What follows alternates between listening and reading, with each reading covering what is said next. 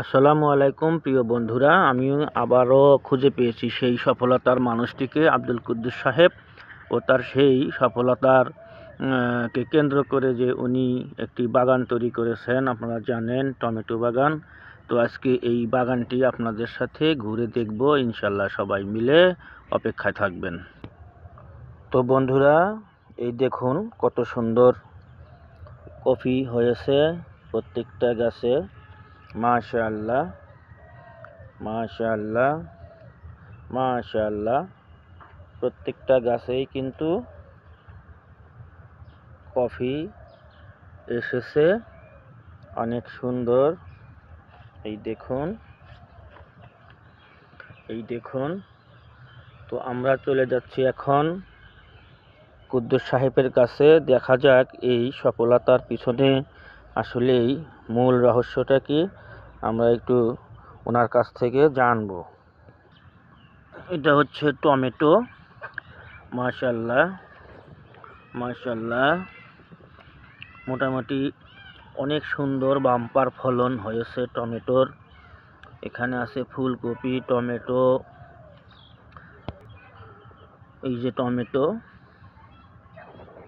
এই যে দেখেন, সবকিছু মিলিয়ে মোটামুটি মাশাআল্লাহ অনেক সুন্দর একটি বাগান তৈরি করেছে আব্দুল কুদ্দুস সাহেব। তা আসুন জেনে নেই ওনার এই সফলতার পিছনের মূল রহস্য। তো বন্ধুরা, আসুন আমরা চলে যাই এখন আব্দুল কুদ্দুস সাহেবের কাছে। ওনার মুখ থেকেই আমরা শুনবো আসলে এই সফলতার গোপন রহস্যটা কি। হ্যাঁ, আসসালামু আলাইকুম ভাই।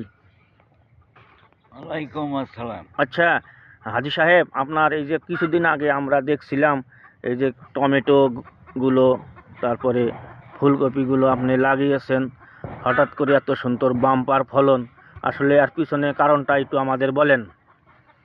ভাই, হজ করার পরে, হ্যাঁ, আসার পরে আমি হ্যাঁ, মঠার গাইডান আছি। আচ্ছা, এই বইয়া থেকে মনে করুন 5 ওয়াক্ত নামাজ পড়ি আর এই আচ্ছা, ঘোরা ফসল টসল করি। আচ্ছা, আমার এই কাজ আমি আচ্ছা, করি আর কি। আচ্ছা। তার মানে সঠিকভাবে শ্রম দিলে সফলতা আনা সম্ভব। সম্ভব হয়।